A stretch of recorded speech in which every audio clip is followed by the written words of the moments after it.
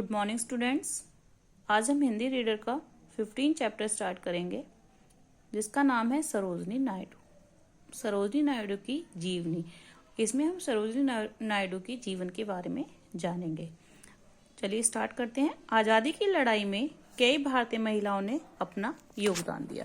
जब हमारे देश को आज़ाद कराया जा रहा था तो कई भारतीय महिलाओं ने अपना योगदान दिया और यह भी साबित किया कि वह इस समाज का एक अटूट हिस्सा है। आज़ादी की लड़ाई में अहम योगदान देने वाली कुछ महिलाओं में खास थी भारत कोकिला सरोजनी नायडू। सरोजनी नायडू को किस नाम से जाना जाता था? भारत कोकिला। सरोजनी नायडू भारत की एक प्रसिद्ध कवयित्री और एक सर्वोत्तम राष्ट्रीय नेताओं में से एक थी। मतलब वो एक कवयित्री भी थी, इसलिए उनको भारत कोकिला कहा जाता था। उनकी आवाज बहुत मधुर और मीठी थी और साथ ही वो एक राष्ट्रीय नेताओं में से भी सर्वोत्तम राष्ट्रीय नेताओं में से भी एक थी।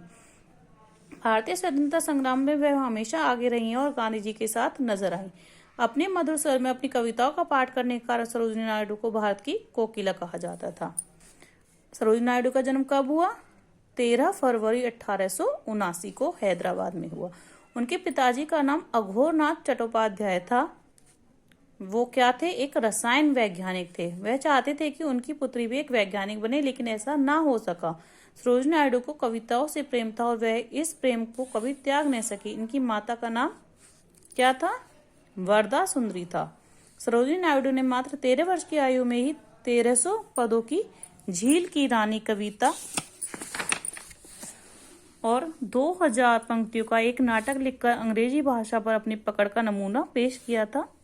उन्हें शब्दों की जादूगरनी भी कहा जाता था। सरोजनी नायडू का विवाह डॉक्टर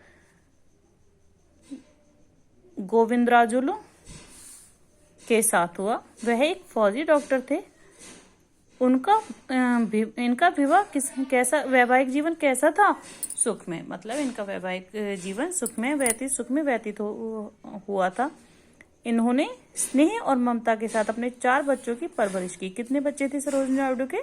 4। उनके घर में हमेशा हंसी, प्यार और सुंदरता का वातावरण छाया रहता था। गांधी जी से मिलने के बाद सरोजनी नायडू के जीवन में क्रांतिकारी बदलाव आया और वह स्वतंत्रता संग्राम में कूद पड़ी। किससे मिलने के बाद? गांधी जी से मिलने के बाद।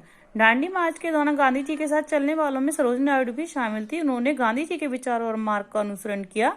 आजादी की लड़ाई में तो उनका अहम योगदान था ही, साथ ही भारतीय समाज में फैले जातिवाद और लिंग भेद को भी मिटाने के लिए उन्होंने कई कार्य किए। उन्होंने अनेक राष्ट्रीय आंदोलनों का नेतृत्व किया और जेल भी गई। सरोजनी नायडू ने गांव-गांव घूमकर लोगों में देश प्रेम की अलख जगाई और देशवासियों को उनके कर्तव्य की याद दिलाई। स्वतंत्रता मिलने पर इन्हें उत्तर प्रदेश का राज्यपाल पद सौंपा गया। इन्होंने पूरी निष्ठा के साथ अपना दायित्व पूरा किया। मतलब वो जो भी कार्य अपने का हाथ में लेती उसे पूरी निष्ठा और ईमानदारी के साथ किया करती थी। 2 मार्च 1949 को इस महान नेत्री का लखनऊ में देहांत हो गया। कब हो गया उनका देहांत?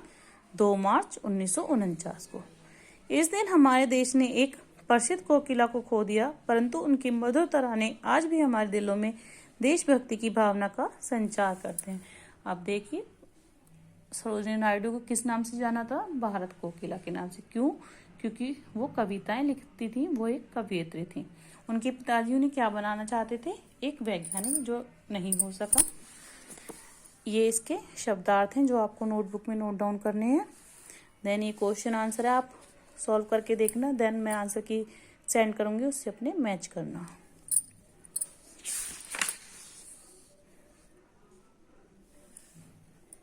Okay, thank you.